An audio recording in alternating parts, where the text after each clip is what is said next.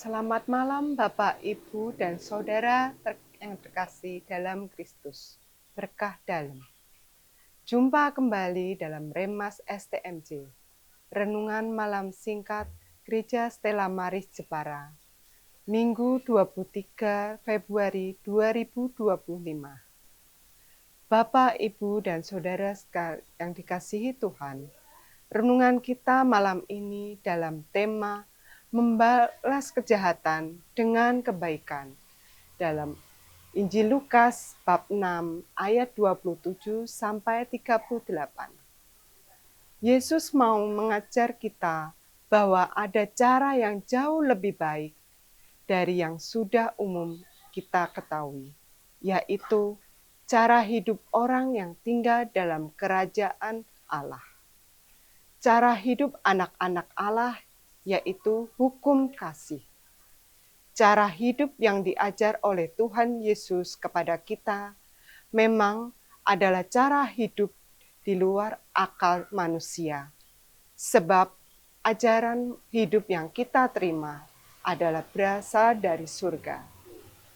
Cara hidup yang tidak masuk akal itu diajarkan dan dilakukan oleh Tuhan Yesus di dunia ini, supaya kita dapat belajar dan mencontoh yang kita lakukan oleh Yesus Kristus. Dia hendak mengajar kita melakukan cara hidup melalui apa yang sudah biasa, normal, dan sudah umum.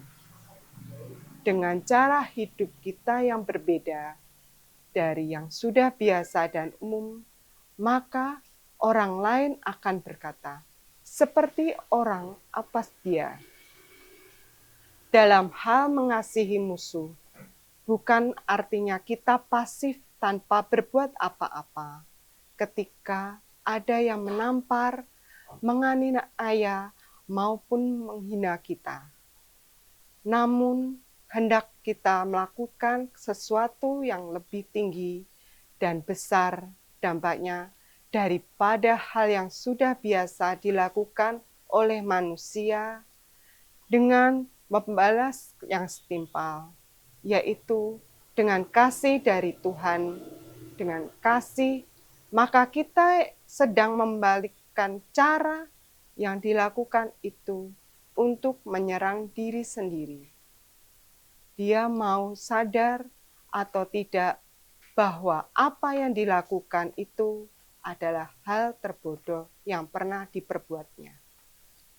Itulah sebabnya jika ada pepatah yang mengatakan bahwa musuh terbesar adalah diri sendiri. Jika ada orang yang memusuhi dan yang membenci kita, sesungguhnya musuh kita bukanlah dia, melainkan diri kita sendiri. Bagaimana kita untuk mampu menaklukkan diri kita, yaitu keegoisan untuk membalikkan memusuhinya. Maka taklukkanlah dirimu di bawah kuasa Tuhan. Sebagaimana Tuhan Yesus katakan dalam ayat 31, sebagaimana kamu hendaki supaya orang perbuat padamu, perbuatlah perbuatan juga demikian kepada mereka. Jika kita menghendaki musuh itu menjadi teman, maka kita akan berbuat sebagai teman bagi dia. Namun, jika kita menginginkan dia tetap menjadi musuh, maka dia akan tetap menjadi musuh dalam hidup kita. Yang hendak diajar Tuhan Yesus kepada kita adalah tentang sikap hati kita untuk melakukan kasih pada sesama manusia.